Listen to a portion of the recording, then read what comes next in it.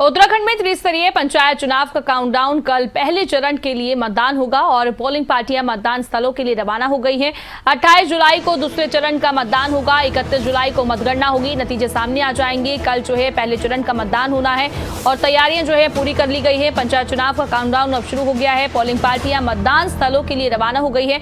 वहीं दूसरे चरण का मतदान जो है 28 जुलाई को होगा और जो है नतीजे 31 जुलाई को सामने आ जाएंगे। मतगणना 31 जुलाई को होगी और नतीजे सामने आ जाएंगे। पंचायत चुनाव को लेकर जो है अब तैयारियां जोरों शोरों से देखने को मिल रही है। कल पहले चरण का मतदान होगा।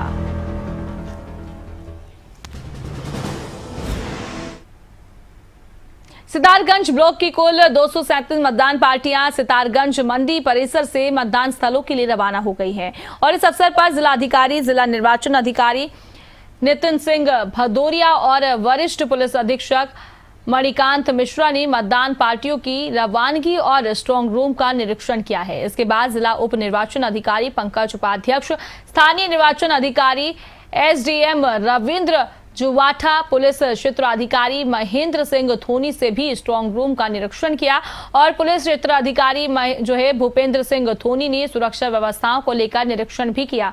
अधिकारियों ने कहा व्यवस्थाएं देखी गई हैं और पोलिंग पार्टियां रवाना हो गई हैं। कासखंड सितारगंज में कुल 76 ग्राम पंचायतें हैं। 7 हमारी जिला पंचायत सदस्य की सीट है और 40 हमारी बीडीसी की सीट है। उसके लिए मतदान दल आज रवाना हो रहे हैं और कल 24 तारीख मतदान है। सुरक्षा के सभी प्रबंध हो गए हैं। सभी पार्टियों को सामान दे दिया गया है, वो सब अपना सामान मिला रहे हैं। बसें रेडी हैं। अभी 1 घंटे के अंदर सारी पार्टियाँ मूव होनी शुरू हो जाएंगी। बूथों पर सारी व्यवस्था कर दी गई है और कल के लिए सुरक्षा के सभी प्रबंध कर दिए गए हैं और जो कुछ कार्मिक अस्वस्थ पाए गए थे उनको भी आवश्यकता के अनुसार बदला गया है।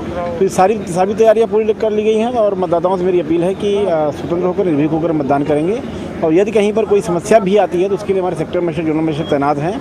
एसडीएम की निगरानी हमारी पूरी कानून व्यवस्था की सुदृढ़ करने का हमारा प्रबंध किया गया है और फिर जो दोनों हम एडीएम हैं, हम दोनों लोग पूरे जनपद में जो 4 जगह पे कल मतदान हो रहा है उनकी निगरानी करेंगे और हमारा पूरा प्रयास यही है कि शांतिपूर्ण, स्वतंत्र और निष्पक्ष चुनाव संपन्न हो। इसके 287 पोलिंग बूथ हैं, सभी संवेदनशील और अति संवेदनशील श्रेणी में किए गए हैं। देखिए, संवेदनशीलता का आकलन इस रूप में किया जाता है कि चूँकि ग्राम स्तर का चुनाव होता है, संवेदनशीलता इस कारण से बढ़ जाती है।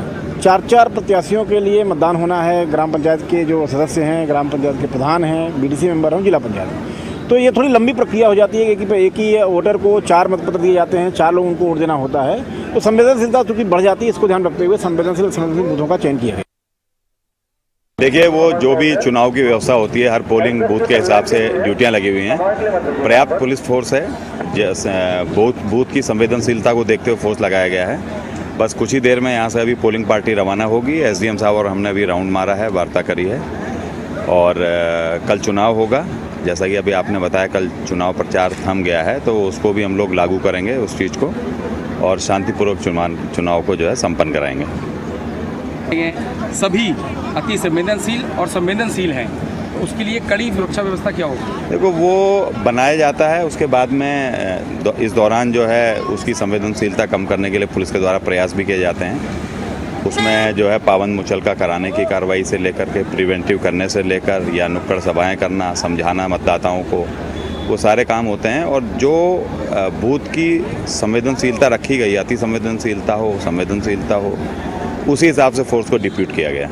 ऐसे सामान्य परिस्थितियों में भी उल्लंघन करने वालों को कठोर कार्रवाई की जाती है, लेकिन जैसा आप लोग जानते ही हैं, चुनाव के दौरान जो उल्लंघन करता है उसके खिलाफ कुछ अलग प्रावधान है और कठोर कार्रवाई की जाएगी। चुनाव को किसी भी प्रकार से बाधित नहीं होना।